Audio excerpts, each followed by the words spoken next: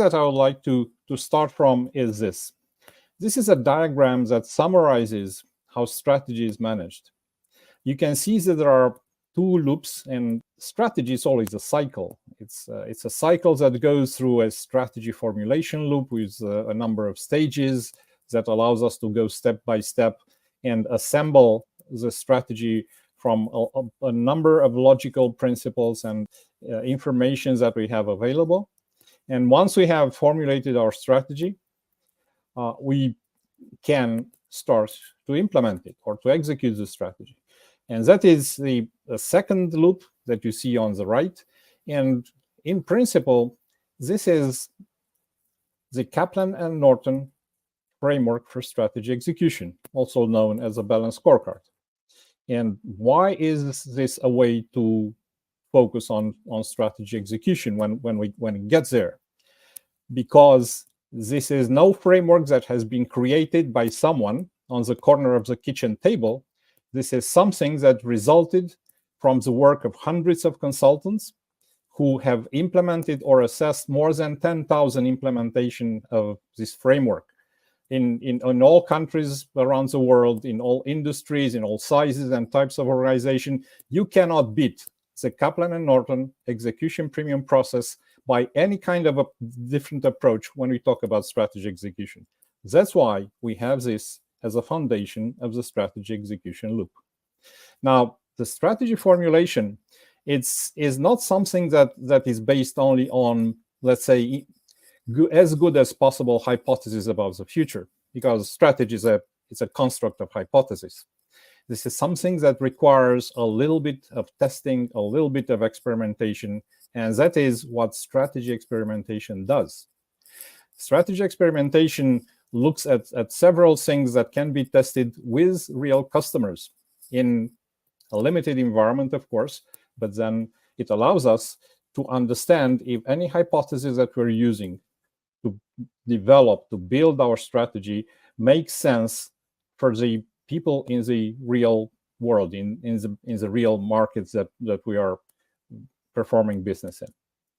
And I would like to invite you to go a little bit through each of these loops and understand maybe a little bit of what do we mean. Just before going further, you see that the strategy experimentation, it's a prerequisite set of processes, which means that they go in parallel with the strategy cycle, with the two loops of strategy formulation and strategy execution. It has some sort of life of its own, but it is synchronized with the strategy cycle in order to add more and more information about potential other things that we can do as part of the strategy. And also, another prerequisite is scenario planning, which is essential for being able to operate in a real world with uncertainties that can throw us from left to right in the environment of related to technology, to politics, to demographics, to climate, and so on. So scenarios are very important because our strategy needs to be able to provide us the necessary outcomes, the necessary desired outcomes, whatever the scenario might turn into reality. Okay, so these are some sort of prerequisites in strategy experimentation. So strategy experimentation needs to be coordinated with the rest of the strategy cycle, because we would like to perform experiments like types of products, like kinds of jobs to be done that our strategy value propositions can address. And also we need to play with strategy choices and to see if any of the multiple strategy choices that we haven't used before are actually candidates allowing us to build a new competitive advantage and the value propositions that will allow us to continue to have a thriving business beyond the inflection points which are defined by the strategic horizon. So let's go into this journey after the prerequisite stages of the strategy cycle have been accomplished. So let's look into strategy formulation. Now, strategy formulation starts from strategic analysis. And strategic analysis needs to define several things. It needs to define the business portfolio, which are the current competitive advantage that we would like to develop and extend and defend as part of our strategy, and also how to build a new competitive advantage based on emerging technologies, on emerging trends, and on new concepts about doing business around the core business and beyond the core business that we currently have. And this is the business portfolios that we need to define. And of course, of this, we need to take into consideration the strategic scenarios that we have defined based on a specific methodologies that you can learn from a variety of sources. And once we do this, we are enabled with what is needed for us to identify the paramount challenges, which is a starting point of building the new strategy. It's not the mission, vision, values, no the other stuff like this. It's actually the paramount challenges. Richard Rumelt calls them the gnarliest challenges. So there are things that cannot be really solved quickly. It cannot be solved easy. So we need to confront them and overcome them. And we can define the paramount challenges based on the analysis of what we are, how are we positioned today, about the trends that defines the future, about uncertainties that defines the future, about the weak signals that defines the future, and understand that our current strategy, our current positioning cannot overcome the challenge, all the opportunities and threats that are coming towards us from the future. So therefore, we need to define those challenges, and around those challenges, to try to find other strategic choices that allow us to position us better along the current competitive advantage, along the new competitive advantage that we need to build and bring to maturity along the timelines that we have until the edge of the strategic horizon. And in order to do this, of course, it is highly recommendable that we use something that is a reference cognitive model for strategic choices. And starting from Porter generic strategies, from Arnoldo Huck's Delta model, we can understand that there are a number of choices that we should look like, choices that we are also using as part of one side of the strategy experimentation. And we need to evaluate all these strategic choices types in order to understand which ones are allowing us to better deal and surmount the paramount challenges that we are confronted in the near and in the medium future and further future of our business, of our organization. So that is how we take decision about the strategic choices that position our business along the current competitive advantage, along the next competitive advantage, with all the value propositions that we're actually bringing to the market for them. And that is something that we need to do as a foundation of the strategy. Our strategy is based, it's founded on the choices that we are making to do some things and not to do others. And of course, choices are just a wish, just a desire. To turn them into reality, we need to understand for each value proposition that is part of the new positioning of the two types of competitive advantages, the current one and the next one. And we need to understand which is the activity system, something that you might remember from reading Michael Porter about what an activity system is. And for that activity system, understand the success factors of why our value proposition would be successful along the timeline in the market, in the current or future markets that we would like to target. And then from there, to understand which are the capabilities, the competencies, the processes, the relationships, the infrastructure, the knowledge that we require in order to, as capabilities, in order to turn those strategic choices and the activity systems that we have, one for each value proposition, to turn them into reality. And turning them into reality, it means a little more than just defining the required capabilities. We need to understand that we might have some of those capabilities already existing in our business today. There are things that we have done, we know how to do them, but very often it's not enough. We need new capabilities, new competencies, new technologies, new infrastructure, new processes, new business models, new environments, partner environments that we need along in order to be able to satisfy the demands of the new positions that we have defined for coping with the paramount challenges. So we're talking here about the gaps in capabilities, gaps in positioning that we need to close. Once we close those gaps, our strategy is fully implemented. We can get the benefits of the new strategy. If we could close all those gaps by tomorrow morning we would have our strategy fully implemented, and we would just benefit from the new positionings that we have. We will have a stronger competitive advantage today and ready to launch a new competitive advantage that will take its place beyond the strategic horizon. But we cannot do that by tomorrow morning. We need to go through a number of execution cycles in order to be able to implement the strategy, to execute the strategy, and close in sequence all those strategic gaps that we have defined.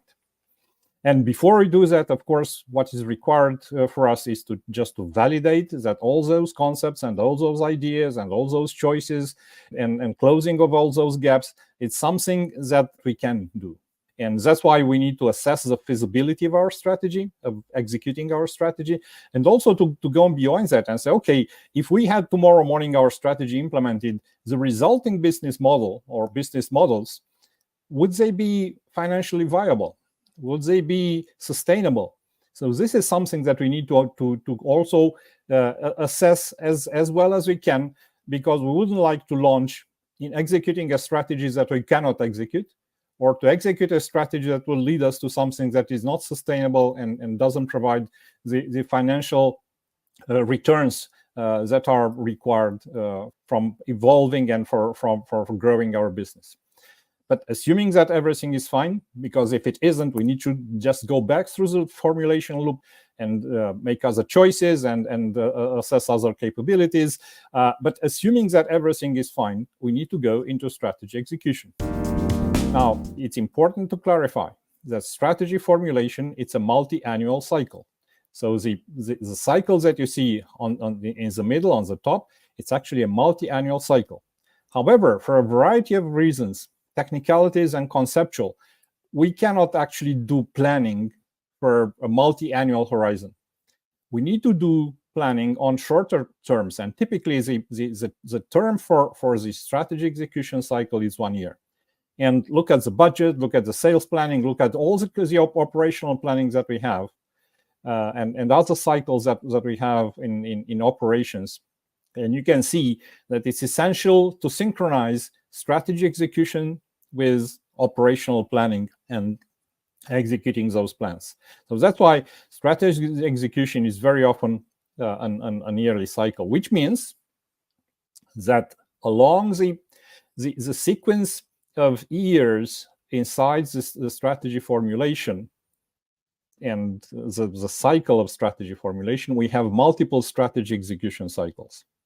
And those execution cycles will obviously push us to plan things, actually to produce a strategic plan for each year, with the share of strategic gaps that we have to close and the ways that they have been defined by formulating our strategy. And then to plan what is necessary to close those gaps and advance towards the positioning that has been defined as part of our strategy. So everything that you see on the right, as I've mentioned, it's based on the last 5 stages of the Kaplan-Norton strategy execution process. And after we do the strategic planning, which many of you might be familiar, using strategic objectives and KPIs and key risk indicators, and then strategic initiatives, we need to bring that closer to where it's executed. And strategy is executed at the bottom of the organization. It's executed at individual level. And in order to get there, we need to go through an alignment process, which is not just a vertical cascading. It's much more complex than that. because there are internal customers and internal suppliers which interact on a daily basis during the operations, and they need to also do what is needed to change their part of the business and to contribute to achieving the objectives that we have defined for this annual strategic plan in order to close the strategic gaps defined by the strategy. So we go through this alignment process, and then from there we also need to synchronize with operations. How can we implement strategy if the budget, for instance, haven't been synchronized with all the expenses required by the strategic initiative, by the projects that are going to allow us to close the gap and achieve the strategic objectives? And it's not just the budget, it's also a variety of operational plans.